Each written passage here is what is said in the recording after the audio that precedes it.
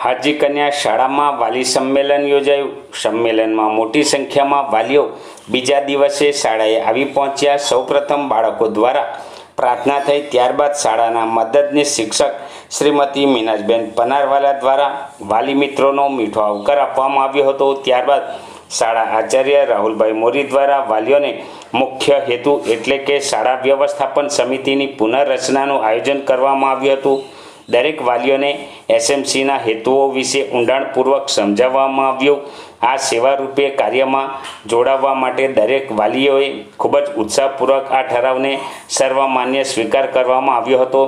શાળામાં એસએમસી અધ્યક્ષ શ્રીમતી વૈશાલીબેન જિજ્ઞેશભાઈ પ્રજાપતિ, શિક્ષણવિદ શિવાભાઈ પડિયાર, ઉપાધ્યક્ષ શ્રીમતી રીટાબેન પરમાર તથા 8 સભ્યોએ બાંધકામ સમિતિમાં તથા કડિયા સહિત શાળા વ્યવસ્થાપન સમિતિની રચના કરવામાં આવી। ત્યારબાદ બાળકોના યુનિફોર્મ, શિષ્યવૃત્તિ, ટ્રાન્સપોર્ટેશન વ્યવસ્થા અંગેની વિસ્તૃત માહિતી છત્રસંગભાઈ સોલંકી અને ભૈલાલભાઈ માછી દ્વારા આપવામાં આવી હતી।